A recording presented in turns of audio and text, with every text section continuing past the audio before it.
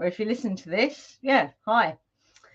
Okay, so firstly, thank you for being here and listening. Okay, so something very interesting, although it's not interesting when I'm in the middle of it, but something very interesting has been happening these past, where are we now? Thursday, so it's been Tuesday and then today. Now, I don't know if any of you guys out there are experiencing this, but it's almost like, and this is a remnant, and how I know it's a remnant and not the feelings that I was having when this stuff was happening in the past is that there's no I know what these things feel like, and I'll tell you what it is in a minute. Yeah, but there's no real strong feeling that comes with this remnant of emotion. Yeah. So I just want to put it out there really and see if any of you are experiencing a similar thing. So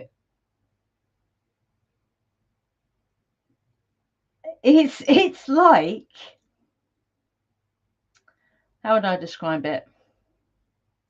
The thing that's coming up is like no one listens to me, nothing I say gets heard, and I get it's it's like anger, but it's not really anger. It's really, really strange. But what it does is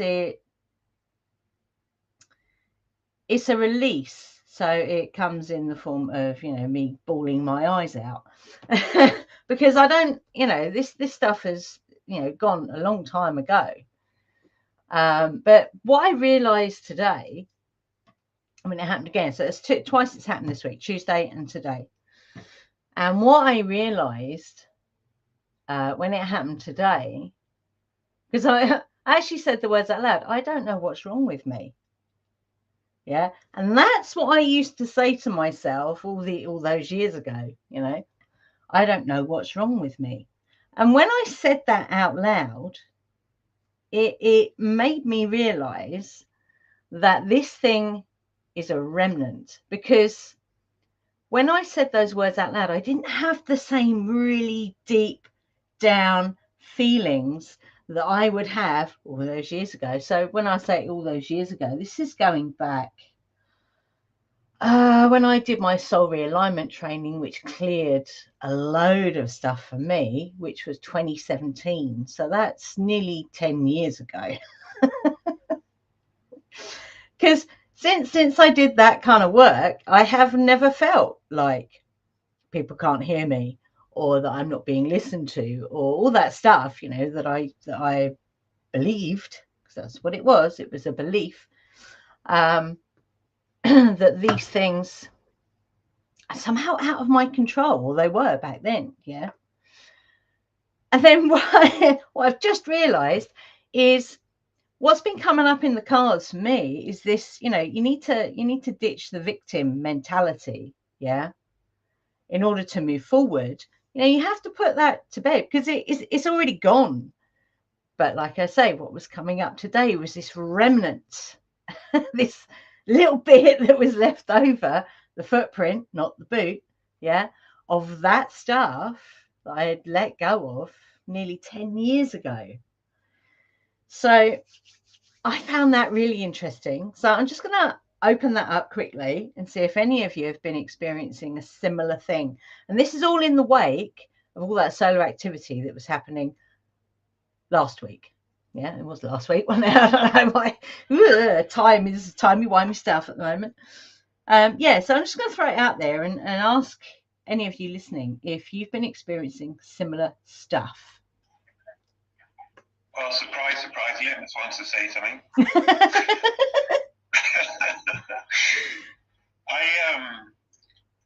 Funny enough, I had what you're talking about for like 6 months between the Cancer solstice and the Capricorn solstice. And then after the Capricorn solstice started getting better, and then the new moon in Capricorn, recently I was really, really good, and I've been great ever since. And it was like if anything, the CME actually helped push it into good again, rather than. But it was like a review of all the old shit, yeah, sure. yeah. And not just, and like going way back to the 90s and stuff, you know, when I was in work and all, really horrible, really horrible. And it took 6 months to clear it all out again. So not all the time, but on and off, you know, over that 6 months. Yeah. Totally. Like a flashback, and it was saying, "Are you sure you really, really, really got rid of all this shit?" You know. Yeah. Absolutely. It was a lot of revisiting and purging and going through some feelings again. But like you say, not as intense as they were originally. Yeah. But it was like a review. And it wasn't. I didn't enjoy it at all, but I know it was necessary for the energy that's coming now, because it's great energy now, and I feel great now. So that's all. Cool. Thank you for sharing. That's okay. Anyone else have been having those kind of experiences? I like that. It's like a review. It's like it goes past really quickly. You know, I have. I don't particularly want to dive back into it. But yeah. I have. And I'm coming out to it, kind of. But it's not nice, because like you say, you kind of think, oh, for God's sake, I thought I'd done with this. Yeah. I'm starting to see. I'm seeing people that aren't have no desire to grow beyond where they are, and it makes me not want to be around those that I'm not feeling any resonance anymore. Whereas I once might have. My focus is on more spiritual things than many people are focused on. So I have a select few people that I really love and admire and listen to, but most of them, their advice isn't all that great. So I seem to be winnowing down the number of people I listen to for especially an extended period of time. Yeah. Which is kind of like a remnant, isn't it? It's kind of like a remnant, I would say, because it's like it's almost like you're seeing who you were in those people. So it's like a remnant.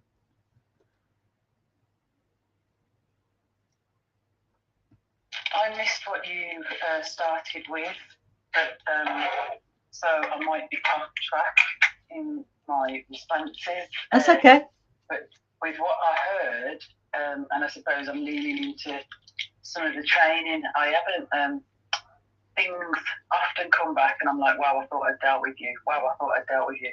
And then I'm often reminded of my training, which told me that everything's like an onion. You take it's layers and layers, and you're constantly peeling back the layers of your experience, and both good and bad, and people. Some people stay, some people are layers that are big, thick, chunky, some are just the membrane.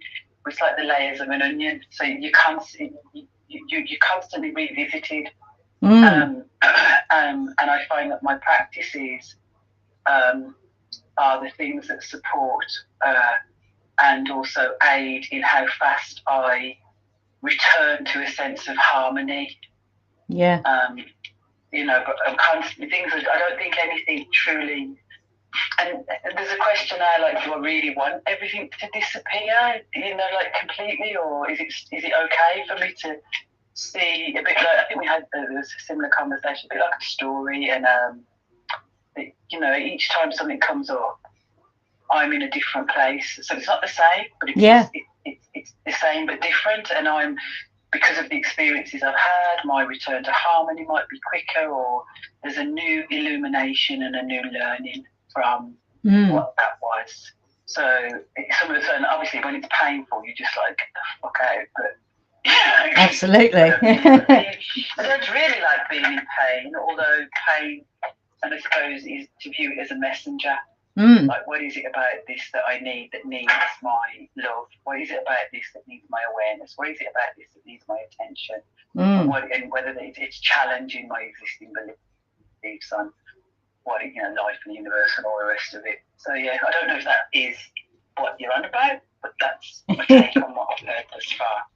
Yeah, that's really cool. And as you peel back those layers, you know, the more of those layers that you peel back, and sometimes there's half a dozen layers that come off all at once. So that is really extreme.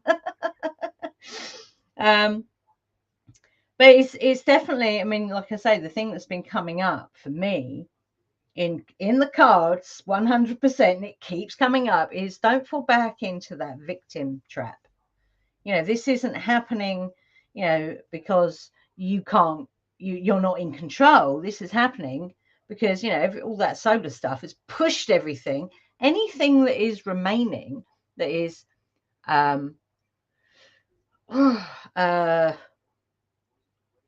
hindering, it's a hindrance, yeah, to your true alignment, which is the thing that is the very thing that I set my intention for this year, true alignment. Yeah. So any hindrances, you know, I've set that intention. So I've done this myself. So I'm fully in control of this car.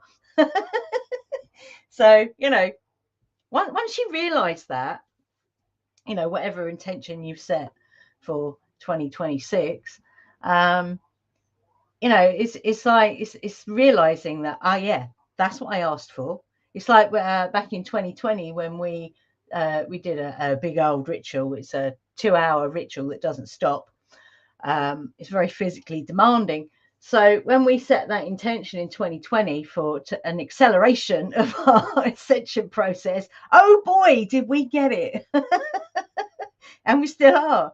And that's okay, because, you know, while that is kind of a bit of a bumpy ride, essentially, you know, we're getting what we asked for. So as far as I'm concerned, if you know you're in the driving seat, and you remember, it's not quite the right word, but you know, you fully embrace being in the driving seat, then you're in the driving seat. So why am I talking about that? Well, this goes back to this is to do with the idea of how am I going to put this? The Abrahamic dogmas, okay, which are all about victim mentality, handing over your sovereignty, and all that stuff. Yeah.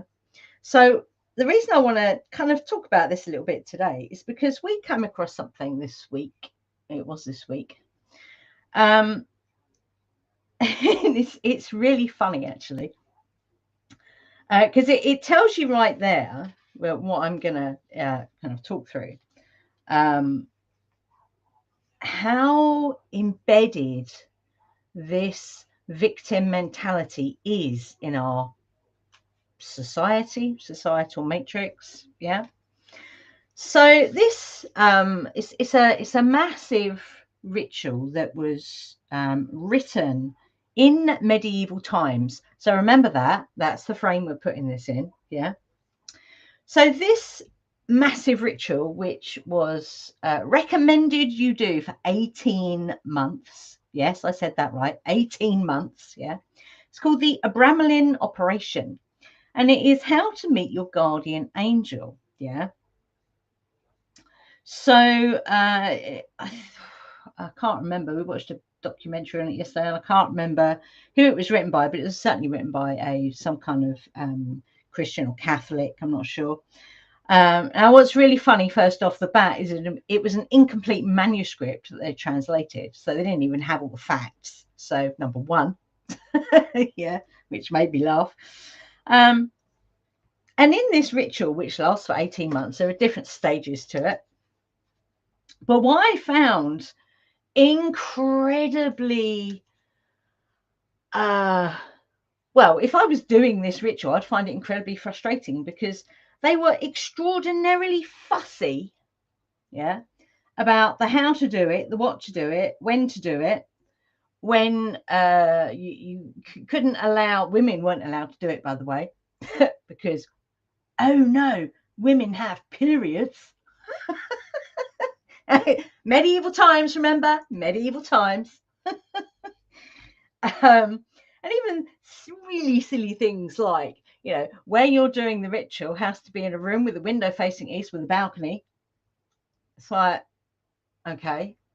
So, me and him kept stopping the videos. We're watching it. It was like, okay, so it's what you have to move house then if you don't have a balcony and a window facing east. And then you have to have another room, which is, a prayer room, and it has to be covered in sand. It's like, who's going to do that? Anyway. So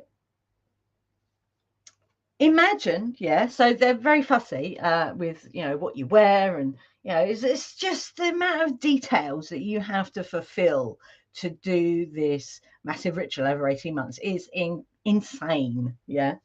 And it's funny because Ian did actually ask me, so did you think it was written by a madman? Well, quite possibly, actually. So you do all the stuff, and this is actually in 2 parts. So the first bit is about how to meet your guardian angel. So you meet your guardian angel, and apparently one of the first things they do is they tell you all the things you did wrong in your preparation and in, the whole, build up to actually meeting them. So it's like, well, okay, so if this is where we see very clearly the gaslighting, if you like. Yeah. And can I just ask you to take a rewind? Are you saying that your guardian angel tells you what you did wrong? Yes, apparently so, in this whole ritual. What the fuck? Yeah, exactly. Exactly.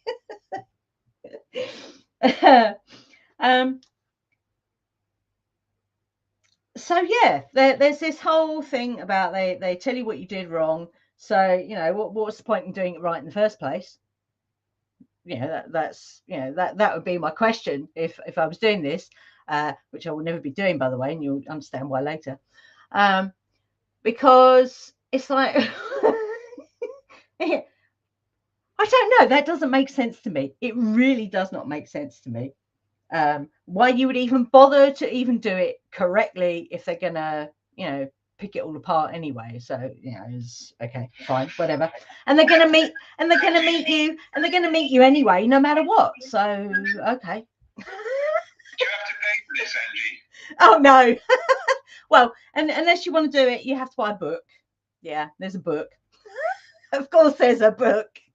Yes, you have to pay some money, right?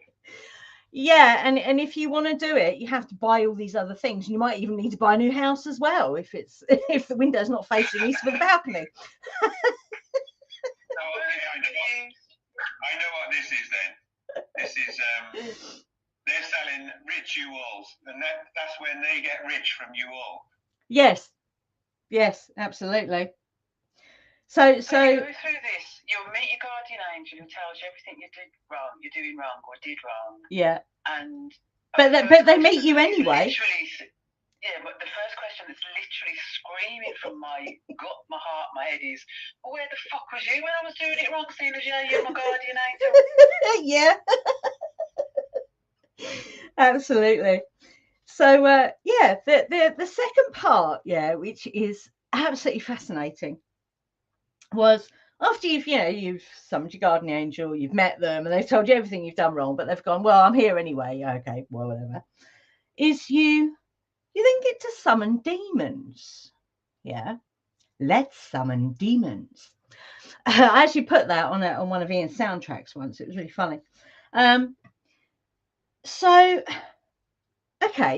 why would? Because you'd have to be in some way, shape, or form connected to some kind of Abrahamic religion to do this ritual, to believe in it 100%. Yeah. Why would you be summoning demons? Why would you be wanting to do that? Well, the idea is, is that they want the demonic powers. That's the whole reason for doing this, So, So, if a demon can fly, or a demon can turn someone invisible, or turn someone into a donkey, your guardian angel is okay with that, are they? As were. So the idea basically is to control the demons and gain their powers. So, we're both sitting here scratching our heads going, what? What is this? Which, medieval times, don't forget, medieval times when this was first discovered and then translated. So doesn't that completely contradict the dogma, the doctrine, of these religions? Bearing in mind the context of which is they were burning people at that time. They were burning witches, they were burning heretics, etc., etc., etc.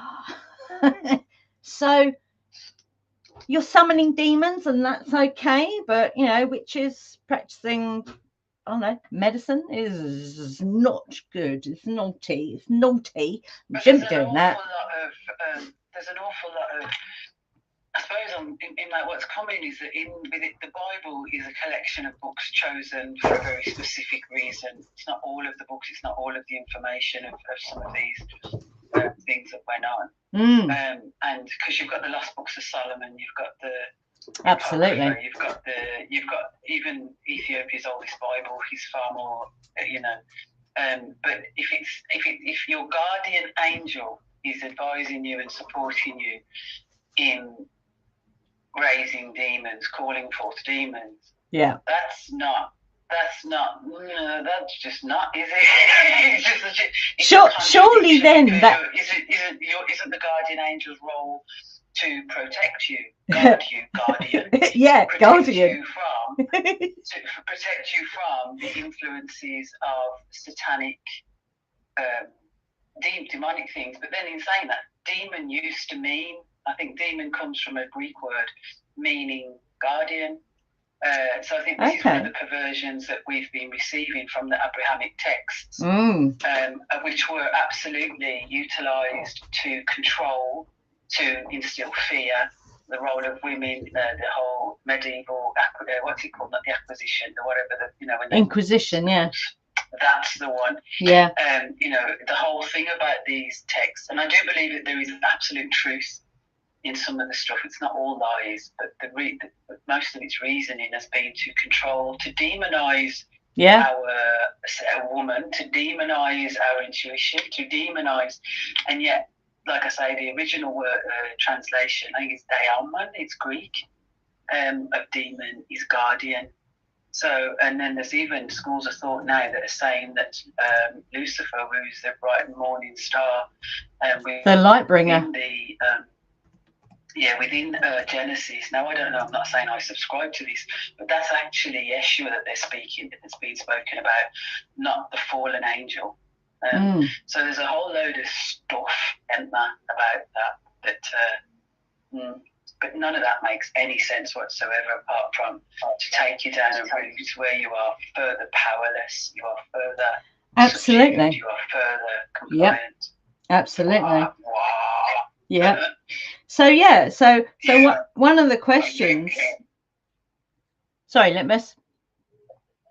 No, just on what Helen was saying, I think this is the version Philip Pullman used in his Dark Materials books. The daemon, D-A-E, with the A and the E joined together. Yes. M-O-N. Which is your guardian. It was like your soul outside your body kind of thing in an animal form, wasn't it? So. Okay. Yeah. I think originally it was a good thing, not a bad thing. Yes. But as we said, what they do is they reverse everything. They use a mirror, right, and turn it around, twist it around the other way. Absolutely. And use it to deceive you. Yeah. Absolutely. So one of the questions that we were asking was, okay, so if God is so damn powerful, why would you need to supplement your power or God's power with demonic powers? There's a question. Because when you raise these demons, so you raise Lucifer first, the light bringer, which is interesting in itself, yeah.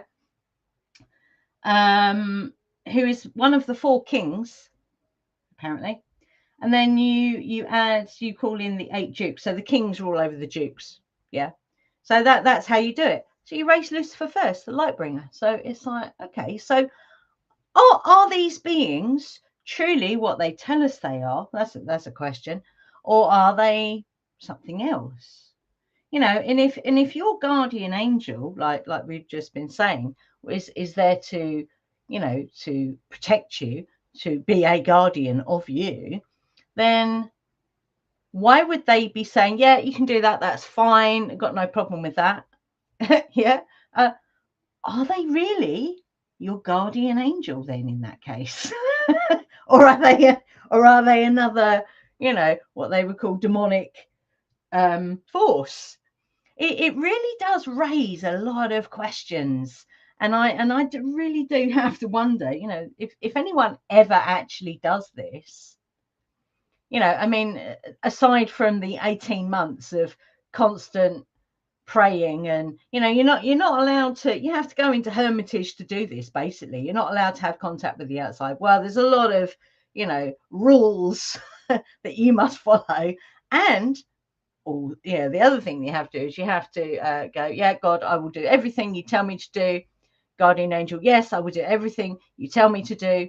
So who's steering the boat? Well, it's not going to be you, is it? So what does that tell us? That is, you know, fear. It's the victim mentality. It's allowing yourself to be gaslit, I would suggest. Because the other thing that came up for me, so when I did my soul realignment training, one of the things that comes up in your soul blueprint is your guides. Yeah, spirit guides, guardian angels, whatever you want to call them. Yeah. Now, from what I learned in that modality, they're with you all the time. You don't have to do 18 months of,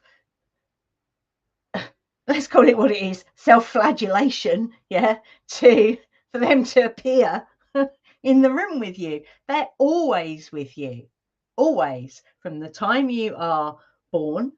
Now, I can't remember if they're with you. I don't think they're with you from lifetime to lifetime. So they'll come in when you are physically born, yeah, and they will stay with you. Yeah, they do swap out, you know, they have like relays, guardian angel relays, if you like. Some of them can mislead you, but that would be down to your negative karmic baggage that you're carrying with you. But they're always there. They're always overseeing you. So this idea that you have to do like 18 months of this craziness to meet your guardian angel, I just find quite distasteful, actually, and that's putting it politely. So, you know, what is this ritual? What is this massive gaslighting? So this has come from Catholicism, from Roman Catholicism. I will say Roman Catholicism. So this is something that would have been pushed by I'm not entirely. It probably, I would say, but I'm not entirely sure. Definitely Abrahamic. The seat of Satan, anyway. Yeah, it's definitely Abrahamic for sure. The people of Judah, yeah, but would do Muslims do this? Do Hebrews do? I don't know. I know the original. Or is it just Christianity? The original. With that? The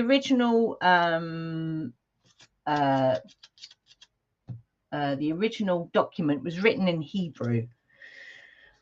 So I mean that was, I don't know, was that a language that was spoken throughout that region? I don't know. It's a good question, actually. I'm not. I'm just curious more than anything else, because I suppose I was watching something today that was talking about Breton law and the ancients of Ireland, and then how Roman Catholicism, and I've always seen Roman Catholicism as something different to the other Christian religions, Catholic religions. You know, that what they bought, how they, because I suppose that's just my belief as well. This helps to compound my belief that the Roman Catholic Church was just the Roman Empire rebranded. Absolutely, because they were still practicing pagans as well. It makes me laugh. Yeah, it's and a complete bastardization of Yeshua and his message. And if you look at, I remember when I read the Bible and read the Old Testament, completely challenged me because it was just so different to the New Testament. Completely different vibration. So, and the Roman Empire took the New Testament. When they decided on what was going to go in to the book as well and all the rest of it. Just to be fair, it just sounds like we're going to bring you into devil worship, and whoever the devil is identified to be, we're going to bring you into something that leaves you without your true divinity. Just clear. Yeah, and in fear. And I think that's what this massive they call it an operation. They don't call it a ritual, which I find quite interesting in itself. But it's a massive ritual, and I think it's about it's about power, money, as always, but it's also about that control that they will then have over you. Massive hypocrisy, in that time when they were burning people and other things as well, that they torturing people. Massive disempowerment, fear, hatred, because I don't know, it would be so, and would this be if you like, requisite for, if you wanted to be a monk or something, who knows? Then it was, out there, and it's still out there. I mean, I don't know if there are many people on this planet who have done it, but wow, but at the same time as they are, bashing people over the head for practicing black magic or whatever, witchcraft, all that stuff, or being a heretic, they are craving the very powers that they are screaming against. And it just blows my mind. It really does. And I suppose, the last bit that I really want to say on it is, because there's a guy that we've been listening to who claims that he's done this ritual, but he did it in, he went, I'm not doing it for 18 months. He didn't even do it for 6 months. I think he did it for 3 weeks or something. Yeah, it's like, okay, whatever. And he calls himself an occultist. Yeah. So again, the question comes up. So if you're an occultist, which is someone who, will shine, will look under, look into the darkness, will shine light in there, but who essentially, an occultist is someone who walks the middle path. So they, as much as possible in this weird world, they try and stay depolarized. Yeah. So they're not swayed one way or the other. They'll take from different things. Yeah. We call that cherry picking, but they're not going to, dogmatically follow something. They will always question. Yeah. And with this working, this ritual, this operation, yeah, you would have to buy into the religious dogma, because it's what underpins this whole thing, which is in its very nature side taking. It's polarizing. Yeah, we see that all over the place at the moment. So any occultist who takes this operation and says they completed it, they would have to believe in that dogma 100%. They would have to. That's a no-brainer. So yeah, I if there are any occultists out there listening, have you done it? Have you really done it?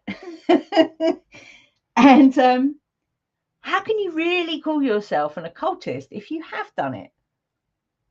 that doesn't make sense to me. It really doesn't make sense to me. As much as the whole thing doesn't make sense to me, that particular stance, it just doesn't compute at all. So yeah, I don't know if any of you have got anything to say on that. I know it's a little bit of maybe a sticky topic, because and I think I'll go back to that question. So if they're doing this ritual, if Abrahamic religions are promoting, you could say, this ritual, this operation, then are these so-called demons, these demonic forces, actually what they say they are? That's for anyone who might be listening that might know something about this, that's my question to you. Are they then what what they say? Because even if you take, so in order to believe in the devil, you would have to believe in God, because they go together. They're we're pagan, so we don't believe in either of those, really. We have deities that we connect with. We have dragons that we connect with now as well. that journey's already begun, which is interesting. I think you'd have to define what the devil is and what God is then. Because if you're talking just about the God of the Abrahamic religions and the devil of the Abrahamic religions. Well, in those simplest terms, good and bad, good and evil. So well, to cultures of, like you say about the deities, I mean, there's cultures all over the world that have deities. There are many gods. Absolutely. Lots of gods, and I presume there's lots and lots of devils. And Andy comes to mind here. I've heard him say this a few.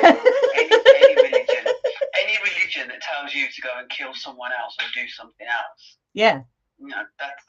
That's an evil thing. And yet you've got the likes of Magickal, who her final incarnation was to guide children to their death as they were sacrificed. So, and I love cacao, but I'm not a fan of the fact. And that's why she's classed as a guide. One of her missions is to guide and to escort and to take away your fear.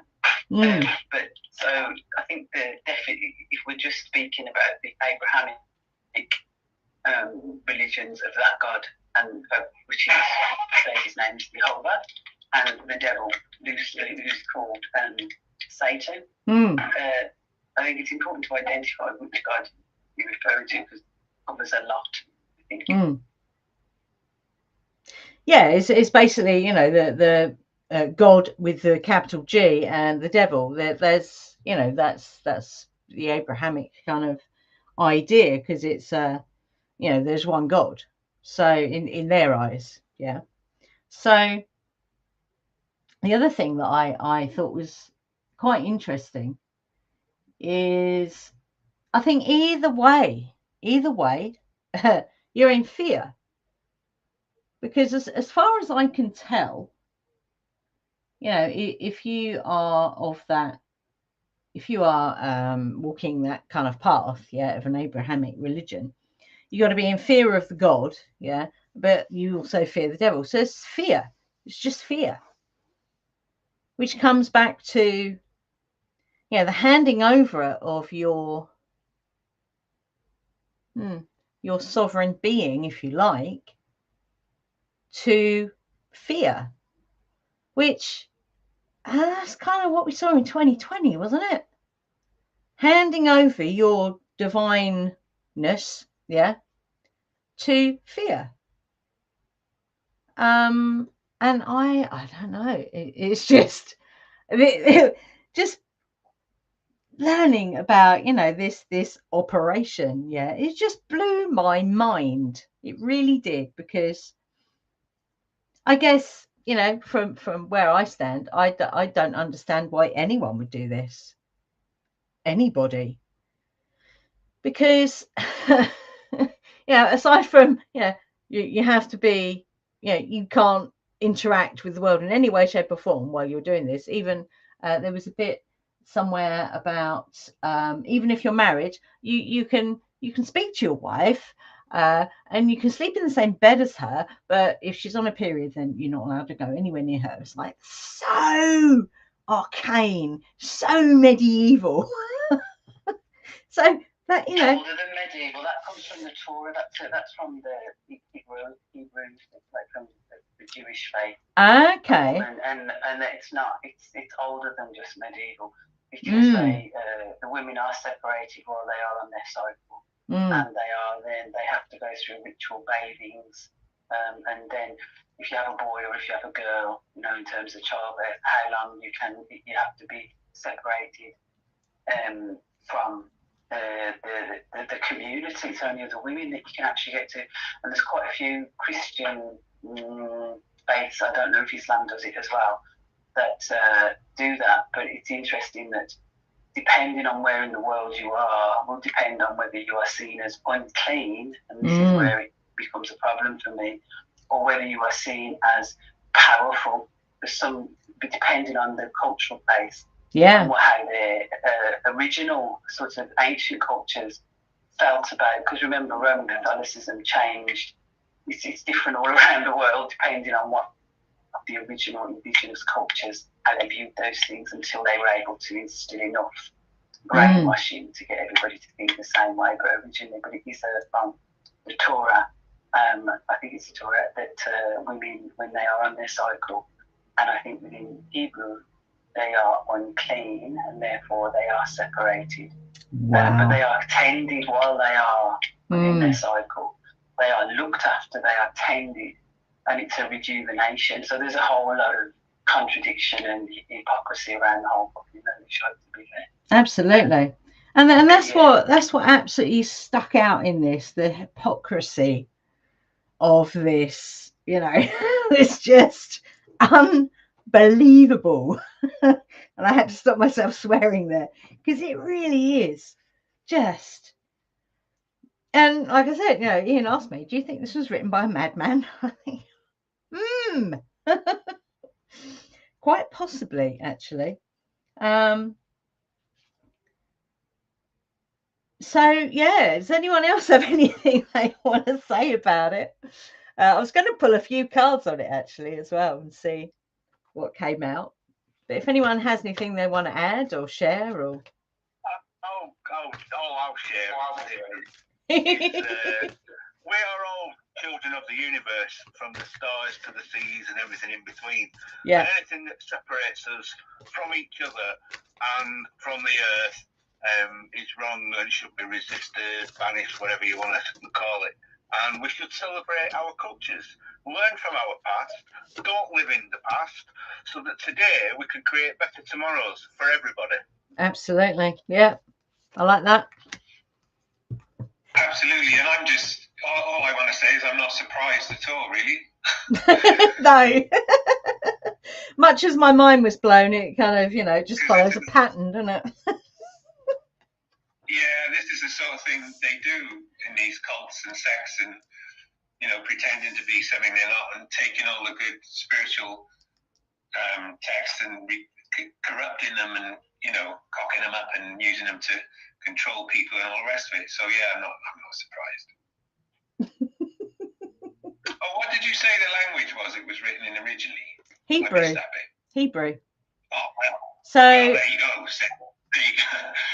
They always reverse everything. That's what kind of well known, you know, just to confuse everyone. That's a classic technique, is just reverse it all, move things around so that you teach people the wrong thing, and then they wonder why it doesn't work, you know. Absolutely. It goes from Hebrew to Amharic to Latin to Greek to English, and everything is just lost in translation. But I do think there are truths within it, and that's why a lot of people these days are looking to the Ethiopian Bible, because it's one of the oldest Bibles. It's got books that the other Bibles don't have, and it hasn't been altered since Sheba brought it back from Solomon. When she sat with him and brought back the Ark of the Covenant, with the child mentally within her womb, which is, then you're going into Rasta. So, yeah. Yeah, and that's interesting because, as you probably know, Ethiopian Jews are completely looked down on because they're black as second-class citizens in Israel. Yeah. Wow. Yeah. They're not allowed. They were, apparently recently they tried to get into Israel and they were told no, you're not welcome. Yeah, they try and restrict going in. Yeah. That's crazy. So there's even infighting in their own religion. It's just crazy. Oh, yeah. It's like for Brian, isn't it? Yeah. All the subcults fight against each other. Yeah. So whether it's Judaism, Christianity, or Islam, they all, in fact, they're all divided within themselves. Mm. By design, I would say, by design. Yeah, by design. Yeah. So divide and fall. It makes me wonder. Yeah, it makes me wonder. So there's two things. Let me just grab them before they go through my head. So there's a fracturing here, isn't there? And maybe this operation was designed to fracture. If someone actually is connected to source, to the part of them that's bigger and sees everything, and they have that very strong connection, was this then designed to fracture that? Because that's what it would seem like it would do. It would fracture on a psyche level, on a psychological level. Yeah. The fact that you're isolated for 18 months, the fact that you've been told you've set yourself into a brainwashing camp. And then parts of you would have to fracture because you would have to accept things that your innate spirit, your divine self knows not to be the way forward, that you are overriding. And that's what we saw in 2020. If they went fucking nuts, actually, I'd expect more to be crackers, like. And that's what we saw in 2020. That's exactly what we saw. Oh my Lord. Real quick, if you don't mind, Andy, just coming on your comment there, is that this has always been designed as a rule on, to keep the minions, us, without any power, and anyone who shows it, which is what you referred to there, they, excuse me, they are we become powerful beings, and they don't need us to be that. They need us to be easily conquered, and that's what this is all about. Yeah. When you were referring to the Christian belief systems and religions, and the Ethiopians having the most truest Bible out there, which we know of. And then we have we have Christianity in Europe. The place where Christianity was practiced before we had all of these churches was actually Ireland, when the rest of Europe was, I don't know, we'll just say they were still pagan. And apparently the rest of Europe was in a dark place. And in Ireland, they were practicing one of the most earliest forms of Christianity. And this is reflected in the Book of Kells. And then what happened was that the Irish monks then travelled out from Ireland to Europe. And then we had a resurgence of Christianity at that point as well. Just wanted to jump in there. Thank you, Jackie. I think one of the things as well is that Christianity, and I'm going to draw a line between the institution of Christianity and the true teachings of Yeshua, is that it was built on, it's been built on fear and demonizing people. And, if you are a healer, you're a witch, unless you're a man, of course, then you're something that's acceptable. But if you, when they went out, if you said anything that if you contradicted what they wanted, which was for you to be in fear, you were burnt, you were tortured. There's so much about it. You look at the history of it and you're like, wow. I watched something yesterday about the Mormon church, the Last Day Saints. And then you look at Brigham Young in America, and like loads of these people, what their churches are built on, what their faith, is utter devilish murder and mayhem. Yeah. Murder and mayhem, and they call that, and they have the cheek to call it Christianity and the teachings of Yeshua.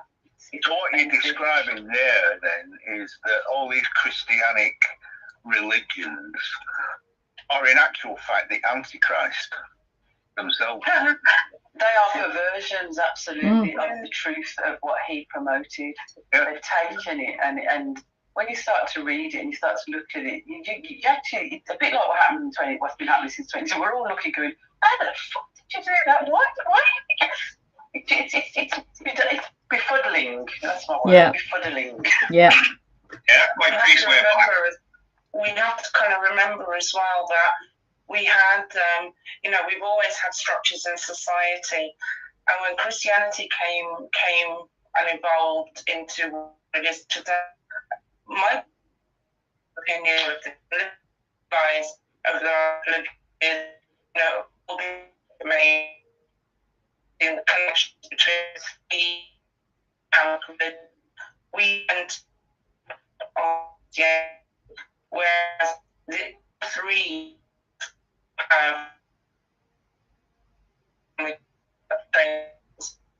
badness on others, Is anyone else finding it hard to hear, or is it just me that you're rumbling going on? Yeah, no, it's drifting out. Doesn't like the... Came back in again. Yeah, I did the same. Whatever you were saying, there was, she's gone. I was going to say there were energies at play and not have heard. Did like this? Yeah. It's dead. We've broken Telegram, haven't we, with the conversation? Whenever we talk about the Abrahamic cult, they go crazy, don't it? Try to shut it down. They do not like it at all. It's hilarious. I love that. I just got a little download on this, which I'd like to share. Yep. The word fear is fire, earth, and air restricted. Okay. And there's no water there. There's no emotion. So your spiritual body, your mental body, and your physical body are restricted by this fear. And there's no emotional body at all, which is really what makes us human, Yeah. So by always pushing the fear, and particularly the Judaic cult is based on Saturn, right? That's why the Sabbath is on a Sabbath or Saturday, Saturn's day, because Saturn's a planet of restriction. So they're keeping you restricted in aid through feeding you this stuff, So, whereas of course the real use of the element is to balance, and with ether in there as well, you get proper balance, So, we definitely want to just steer away from anything that's designed to instill any kind of fear at all. Yeah. Absolutely. I'm going to pop in here and say, because I don't think fear gets a bad rep.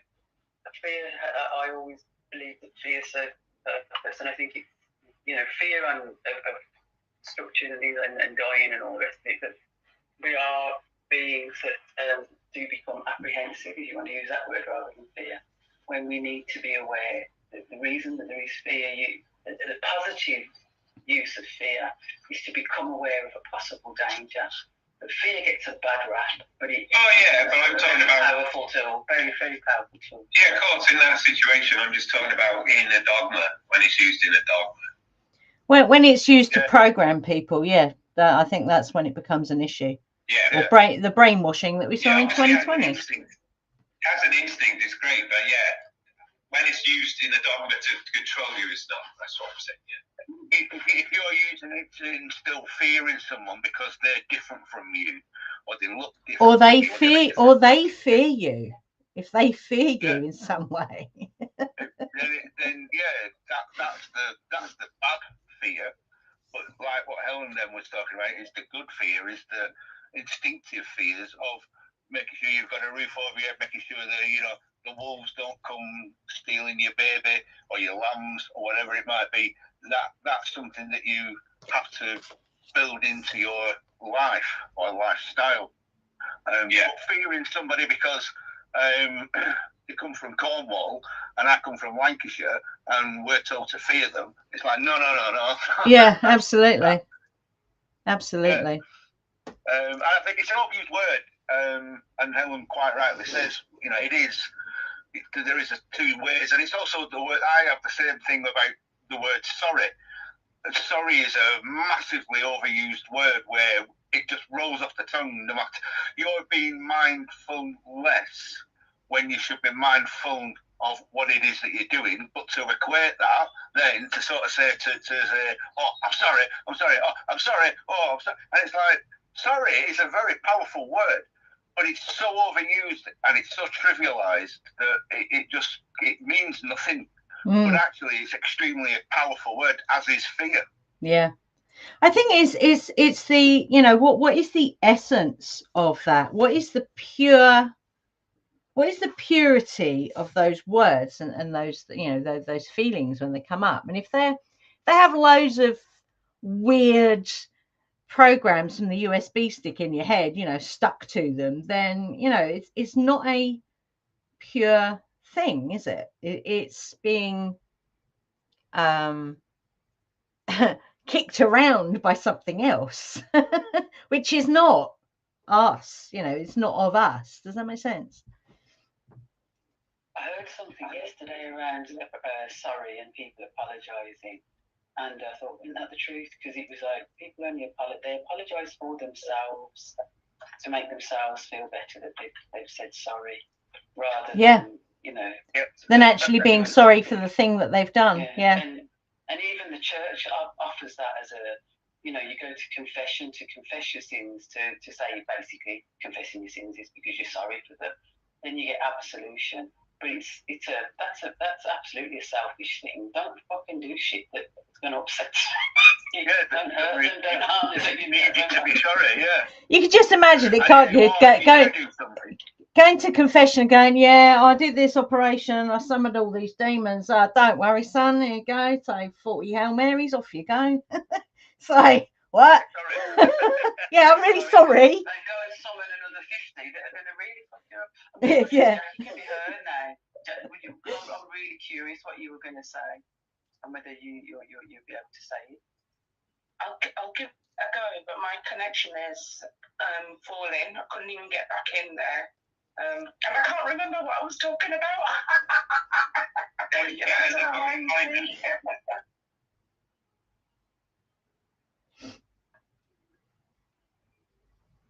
Oh, it's all gone quiet. It has. I posted 3 cards up there, yeah.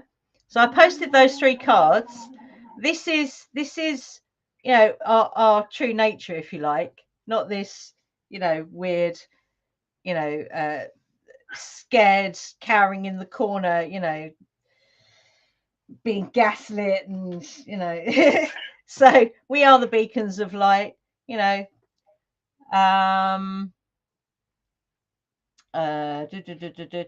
You know, path of least resistance, you know, that, which is be the flow, if you like, and soaring, you know, that's our true nature. Not, you know, being in a place where you are giving up your sovereignty to an institution, essentially. Corporate, it's all corporate. I think churches and all of these things, they're all it's just all corporates by different names. It keeps changing its name. 1 minute it's the church, 1 minute it's the state, next minute it's a corporation. They're all just changing their name. Absolutely. Something different. But with the same underlying energy of that we must be controlled. Evil.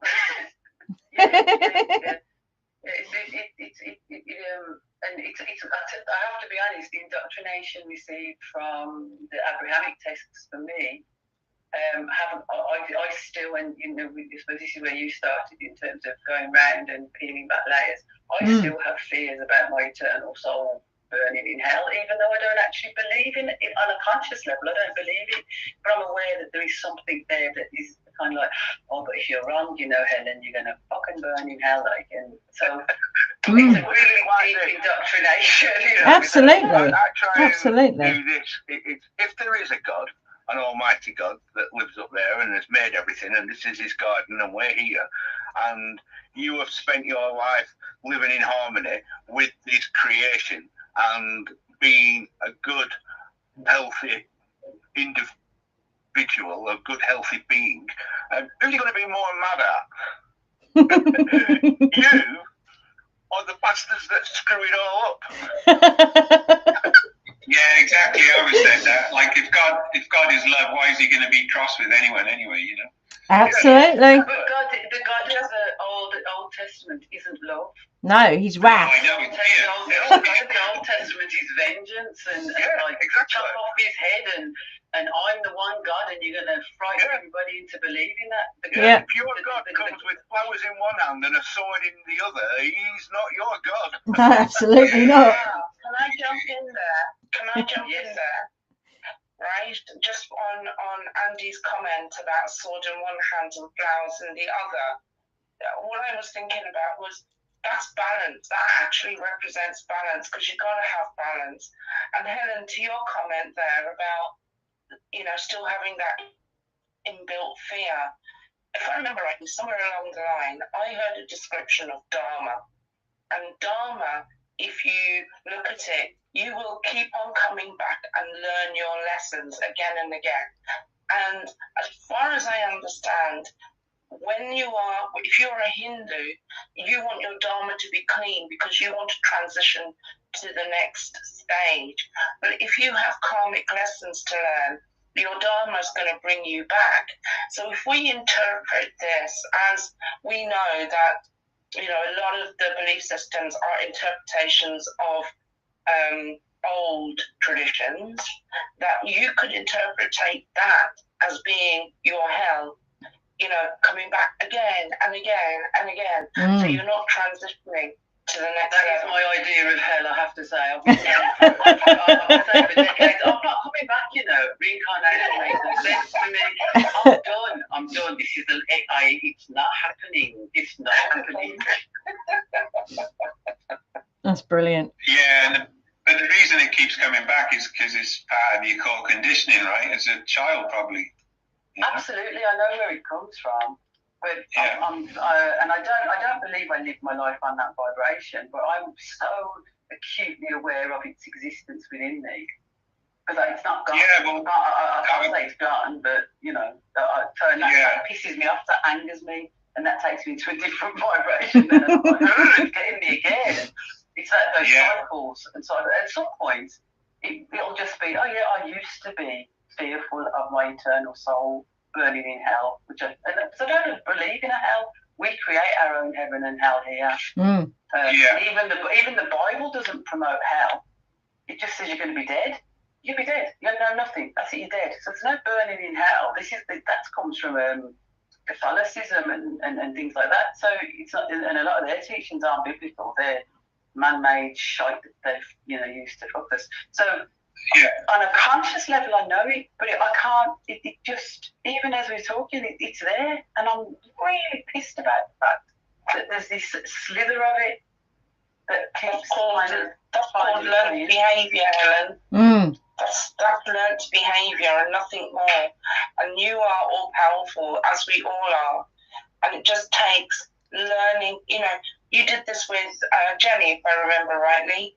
Some parts work. That was amazing. Wasn't it though? But maybe this is an area you can do some parts work on, because it is all indoctrinated learned behaviour we're talking about. Therefore, we are questioning everything. It's like core conditioning.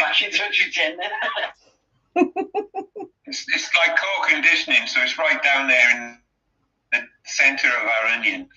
And then since then, we've had loads more layers of conditioning put on top of it, The last one collectively being COVID, that was my most recent layer of global conditioning that was put on everyone, But underneath that is whatever the one before that was, and before that. And if you go all the way down into the centre, you'll find your religion and all that in there, That's why it's hard to shift it. It's kind of like we have to work backwards from now, like a past life regression, right? To go back from now to the first layer, on the outside, and take that off, you know, and then see what's under that one, and then take that off and keep going all the way to the, what's that? Get your skin in like a snake. Well, that's what. Exactly. Yeah, we're just coming to the end of that year, aren't we? Of the shedding of our skins. In the Chinese, the snake, yeah. And on Feb 17th, we start the fire horse, Yeah. Can't bloody wait. Yeah. I love the numbers on your cards there, Angie, as well. 60. 63. You got 63, which is 9. Oh, yes. And that's about leading and teaching and mentoring. There you and go. On 9, you have you have 9, which is ready to fly high above and all of that. But interestingly, on resistance, where all doors seem to be closed, you got 7, which is great, I think. Brilliant. So love for me, that. that's another example of get past 7 and get to 9, you know, and 10. Yeah. Absolutely. That's brilliant. Break free. Break free, indeed. Cards, Angie. I pulled the rebirth card or the world card. Cool. 20 card. The Queen of Wands. Nice. But then the 5 of Pentacles, which is looking back, I think. And then the confirmation card on the bottom of the deck was the Ace of Wands. So it shows me that in order to get to the world card or the Ace of Wands, we got some work in the middle there with the 5 of Pentacles and the Queen of Wands. We got to figure something out. Well, that 5 of Pentacles is the victim mentality. That's what that is. Yeah. It's feeling left out, but you only feel left out if you allow yourself to feel left out. Right. So really, we're the Queen of Wands. We are the witches. We are the power. Yeah. I've got the power. So, we got all we need with the world card, right? So it's just our self limitations are holding us back. Yeah, absolutely. Like that. Thank you, Kevin. So unless anyone has anything else they want to share, before Andy stops the recording. Thank you. I just want to say thank you. I think it's been an amazing conversation, actually. I think it's been brilliant. Yeah, thank you, Andy. That was a fabulous show, even though I came in late. Thank you. You're all very welcome. Yeah, great fun, Ange. Cool. Yeah, I always enjoy myself, Andy. I pulled those at the beginning, but seemed relevant. Yeah. Yeah, definitely. Good cards, Kevin. Okay, do I have any last words? Well, I think this has been a good old waffle, actually. I've quite enjoyed it. Those are my last words.